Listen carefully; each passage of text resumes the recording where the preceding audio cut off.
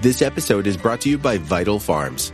Isn't it bullshit to have to question where your food comes from? At Vital Farms, you can trace your pasture-raised eggs all the way back to the source, the pasture. On the side of each pasture-raised carton of eggs, you'll find the name of the farm where your eggs were laid.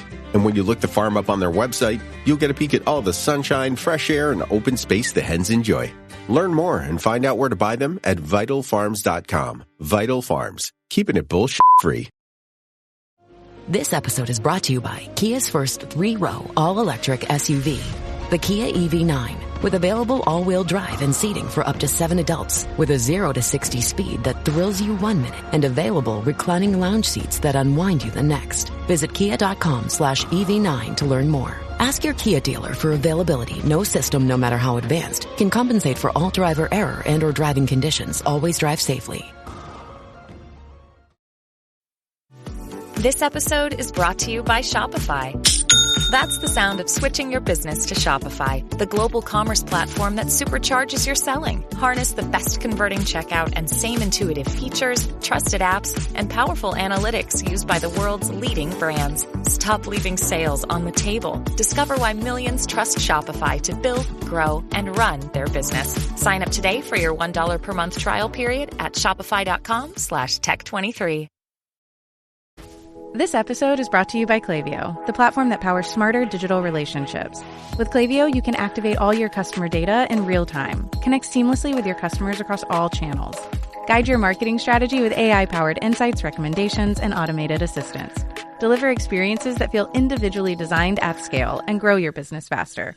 Power smarter digital relationships with Klaviyo. Learn more at klaviyo.com/Spotify. That's KLAVIYO.com/Spotify. Welcome to the HCI family of podcasts. We're your source for personal, professional, and organizational growth and development. We share our own original research, explore industry trends, and interview executives and thought leaders from across the globe. Join us for practitioner-oriented content around all things leadership, HR, talent management, organizational development, and change management. Maximize your personal and organizational potential with the HCI family of podcasts.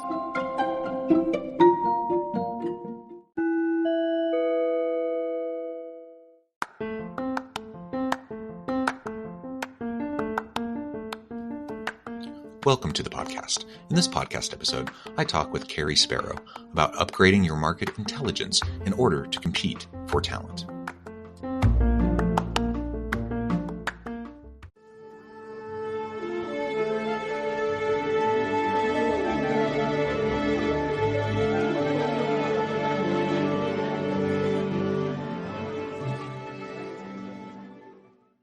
Cary Sparrow, welcome to the conversation today.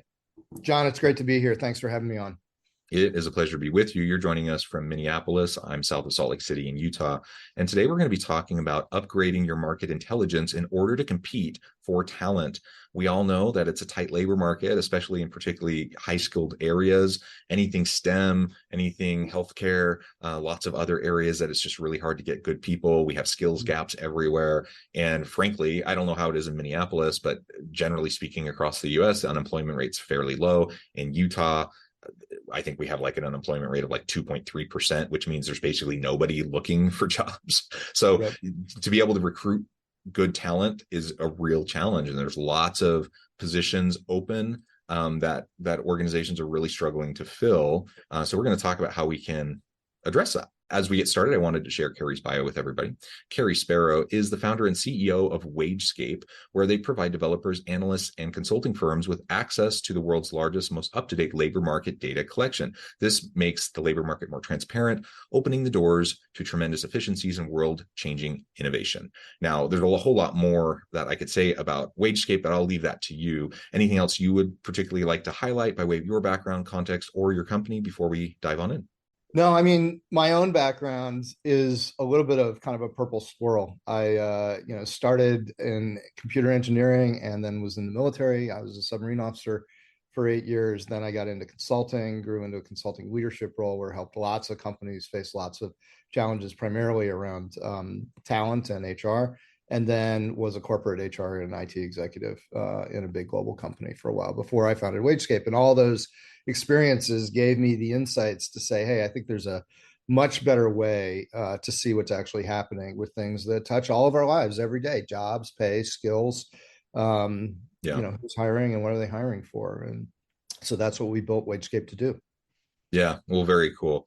And you spoke a little bit to just kind of the origin story, but maybe you could zoom in a little bit more. What served as that inspiration for WageScape? Tell us a little bit more about that background and history and how you started to develop it.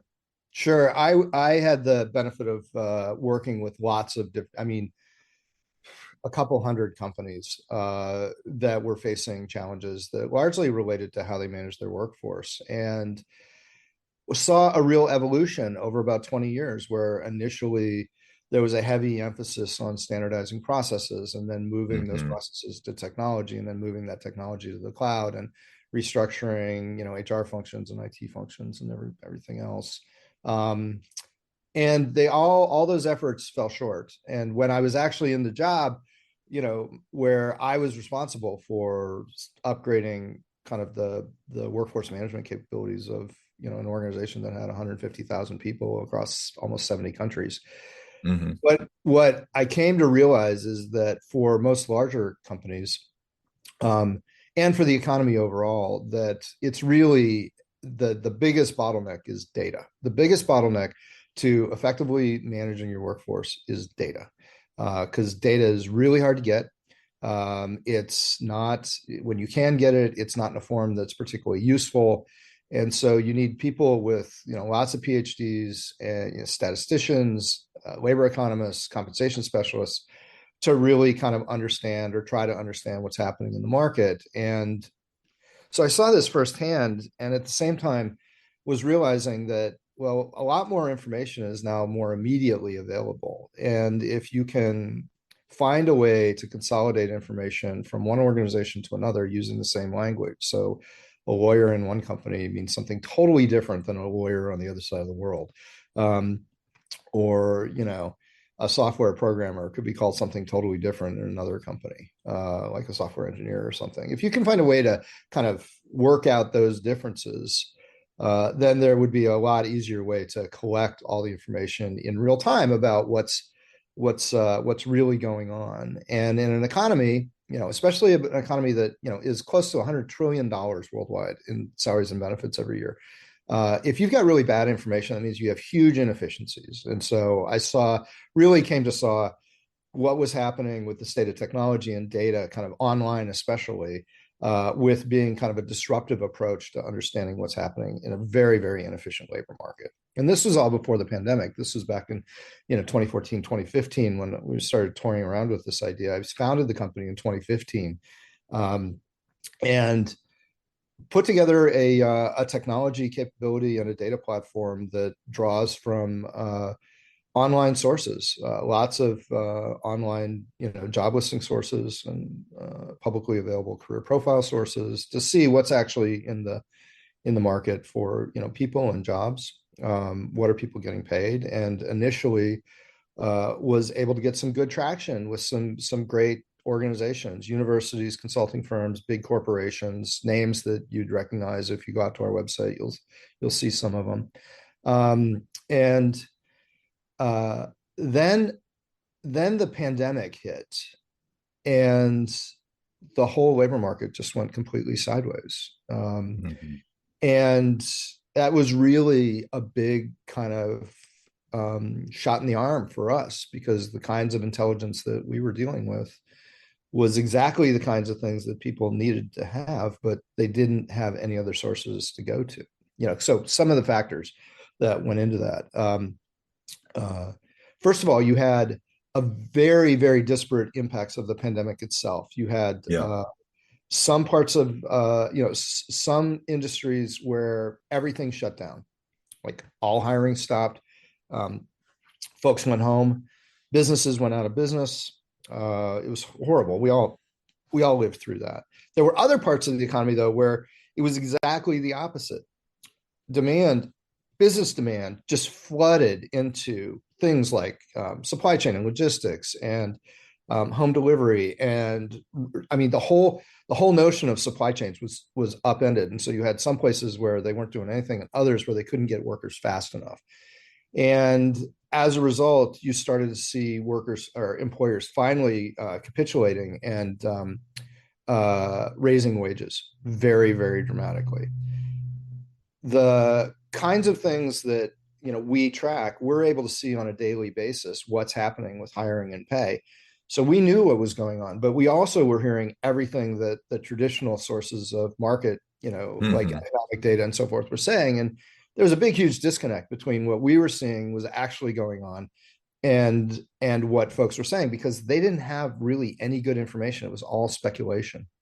So you have very disparate impacts in terms of unemployment and hiring needs. You've got wages that are going up. Then you have remote work that very quickly companies started realizing and workers started realizing they could do their jobs from anywhere. And so companies recognized they could hire from anywhere. And so now a lot of the assumptions in terms of how you needed to see kind of the job market went out the window, because the job market, instead of being right around your wherever you were located, was now nationwide and in a lot of cases global.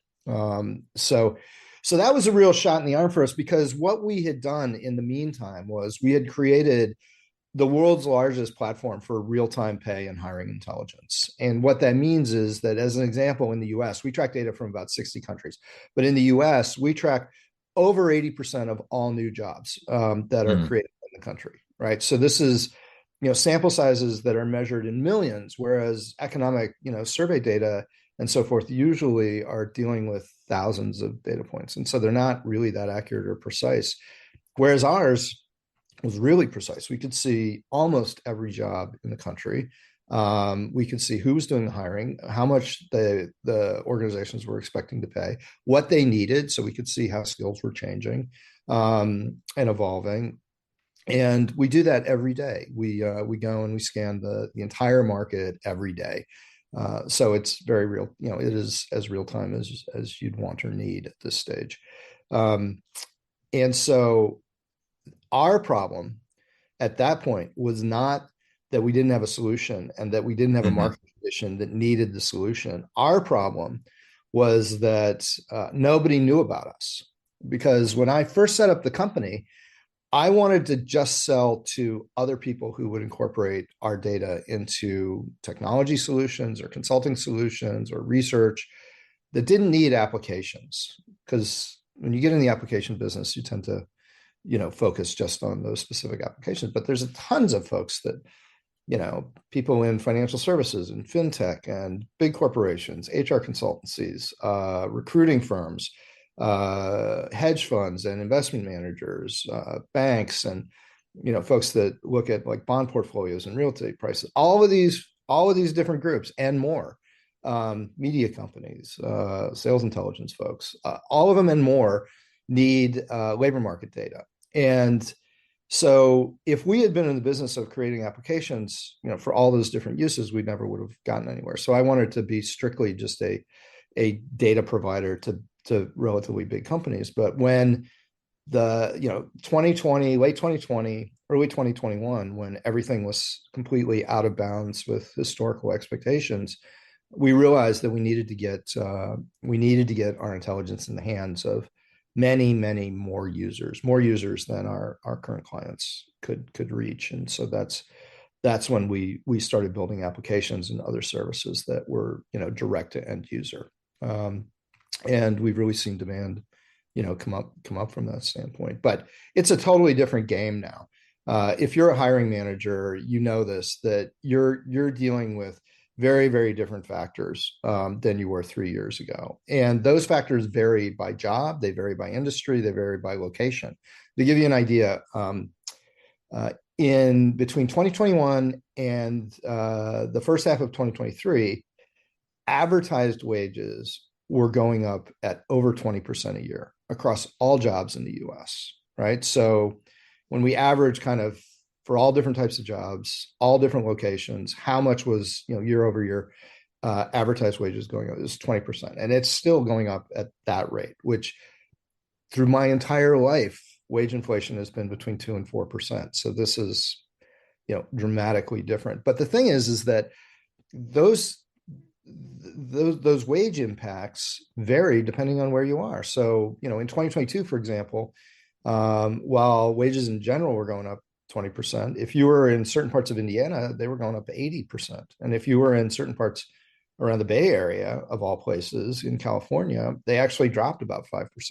And so it's really variable now. And so it's a totally different economic environment. And in order to effectively find talent and keep the talent that you've got, you need a completely different source of insights, much more real time, much more granular, much more localized. So, well, I appreciate that. Just at the very end, as you said, real time, granularized, and localized. So very important. So I'm sure anyone listening is thinking, yeah, of course, the better data we have, the more, the better kind of decisions we can make in terms of staffing and recruitment strategies and trying to compete for talent. And having that data is going to be super powerful. And frankly, it's going to put you ahead of a lot of organizations that don't have that. And it's not informing their strategies and their decisions. Can you talk through, some specific examples of how this has helped organizations, specifically those, and particularly those who find themselves in those industries and fields where it's just really, really challenging? How have these market insights and intelligence helped them to find the right people and to be in a better place in terms of their talent strategy?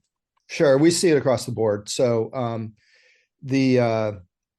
where it's really pronounced. So it's absolutely an issue for anyone trying to hire or keep talent of any stripe. But where it's really pronounced is when your business depends on hourly workers that will literally just go down the street to a new job that's paying 50 cents an hour more.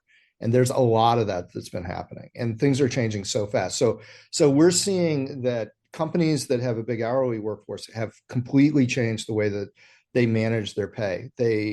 Our clients are monitoring pay constantly in the areas and for the jobs that they care about.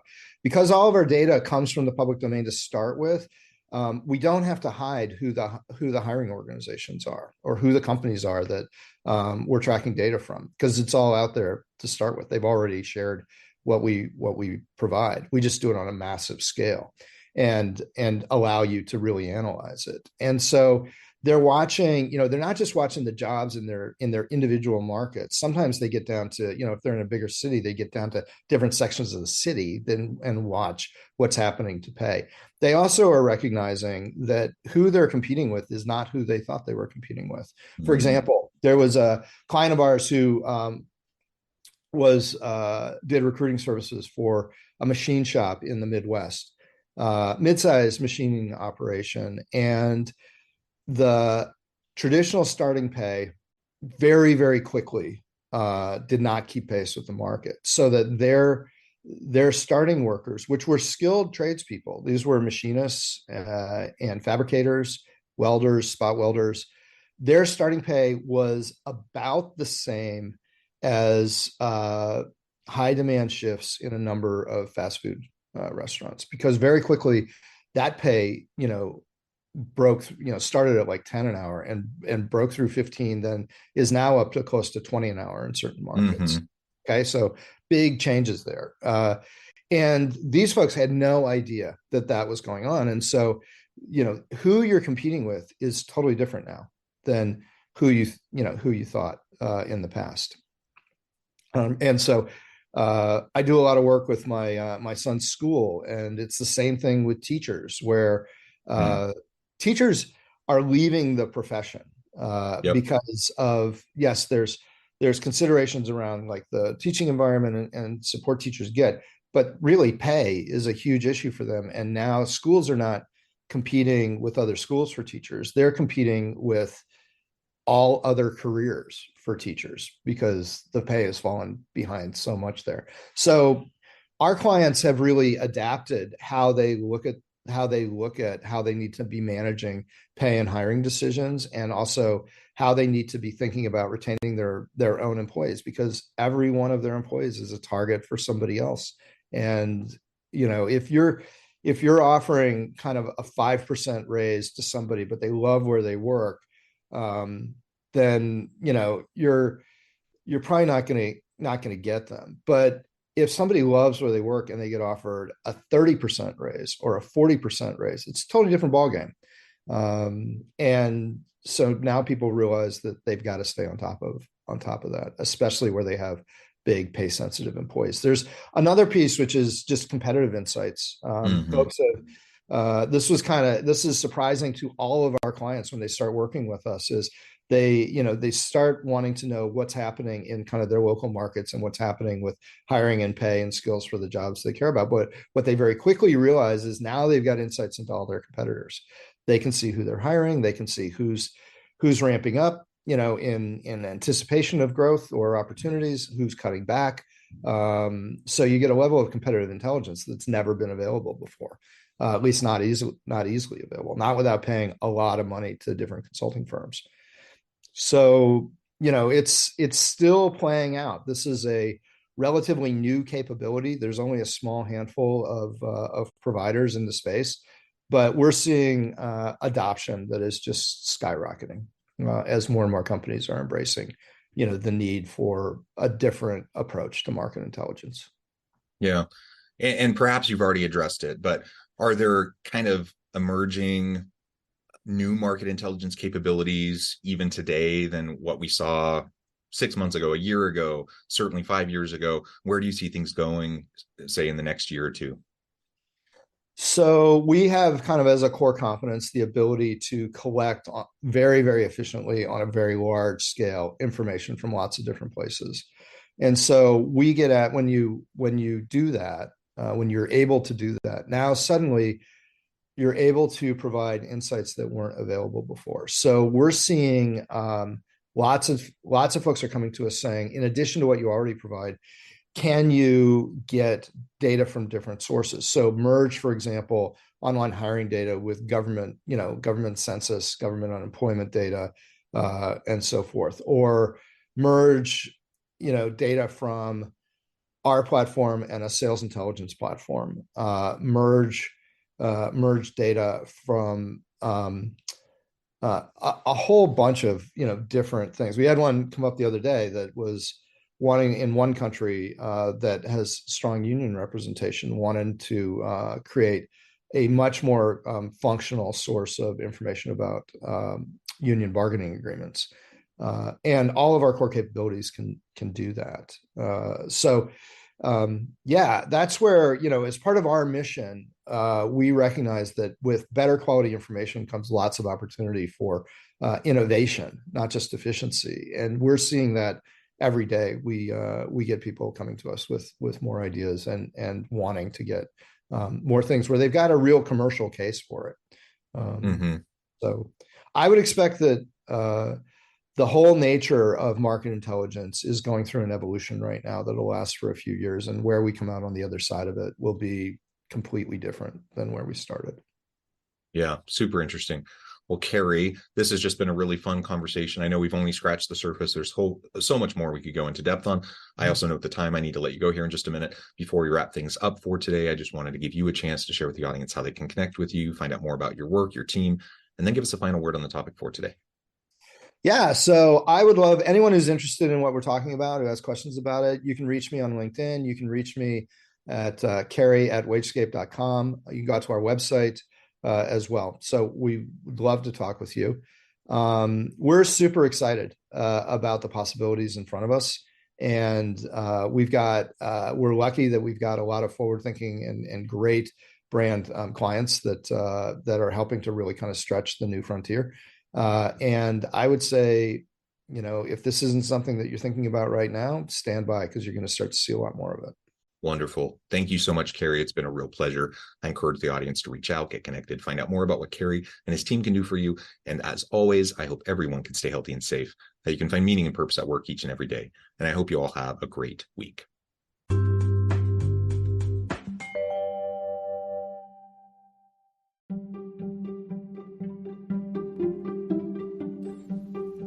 Thanks for joining us for this episode of the podcast.